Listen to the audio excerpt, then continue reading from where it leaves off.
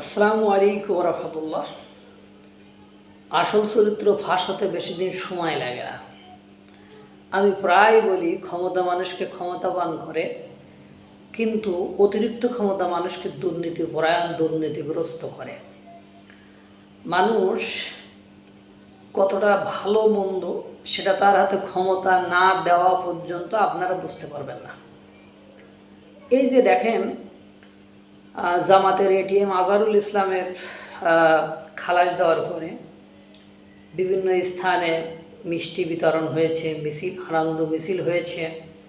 শাহবাগে তাকে মুক্তির মিছিল করা হয়েছে, সভা করা হয়েছে, সেখানে অনুষ্ঠান করা হয়েছে, তাকে ফুলের মালা দিয়ে বরণ করা হয়েছে।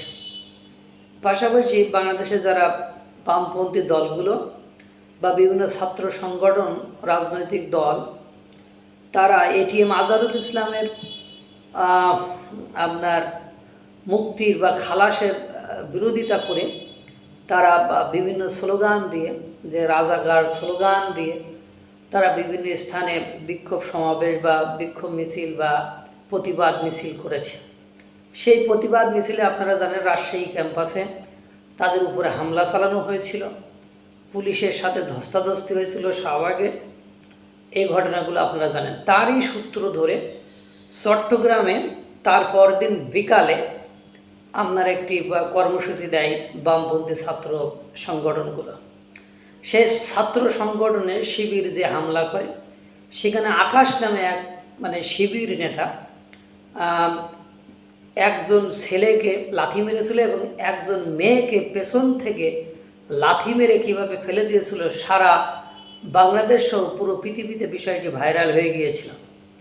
তাকে আইডেন্টিফাই করা হয়েছিল, তাকে শনাক্ত করা হয়েছিল, তার নামে মামলা রুজু হয়েছিল, তাকে গ্রেপ্তার করা হয়েছিল।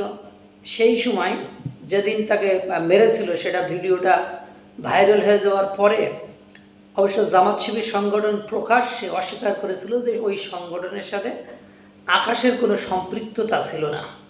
কিন্তু দুর্ভাগ্য হলেও সত্য যে তাকে গ্রেপ্তার করা হয় জুন মাসে 1 তারিখে। কোর্ট তাকে জুন মাসের 4 তারিখে জামিন দিয়ে দেয়। আমি মাঝে মাঝে বলি যে এখন যদি আমরা কোর্ট নিয়ে কথা বলি, কোর্ট নিয়ে প্রশ্ন তুলি, তাহলে আমাদের জন্য সেটা হতাশাজনক। দেখা যায় লিগাল নোটিশ আসতেছে, নাহলে গ্রেপ্তার হচ্ছে, মানহানির মামলা হচ্ছে, প্রকাশ্যে ক্ষমা চাইতে হইতেছে, এই ধরনের ঘটনা ঘটবে। কিন্তু কথা হলো, আপনি দেখেন প্রকাশ্যে এরকম একটা অমানবিক কাজ একটা ছেলে করলো, তাকে জুন মাসের 1 তারিখে গ্রেপ্তার করে 4 তারিখে জামিন দেওয়া হলো। এবং তার জামিনের পরেই জামাতের চরিত্রটা জনগণের সামনে চলে আসলো। জামাত শিবিরের তার জামিনের পরে তাকে বাইরে ফুলের মালা দিয়ে বরণ করে নিল। সেখানে যারা ফুলের মালা দিয়ে বরণ করে নিয়েছিল, তাদের ছবিগুলো ভাইরাল হলো। তাদের আইডেন্টিটি খোঁজখবর নিয়ে, পরিচয় খোঁজখবর নিয়ে দেখা গেল তারা সব জামাত শিবিরেরই লোক। তো এরকম একটা নিন্দনীয়, এরকম একটা ভাইরাল হয়, এরকম একটা নিকৃষ্ট কাজ করার পরেও জামিনের পরে তাকে ফুল দিয়ে বরণ করা, এর অর্থটা কী দাঁড়ায় জানেন?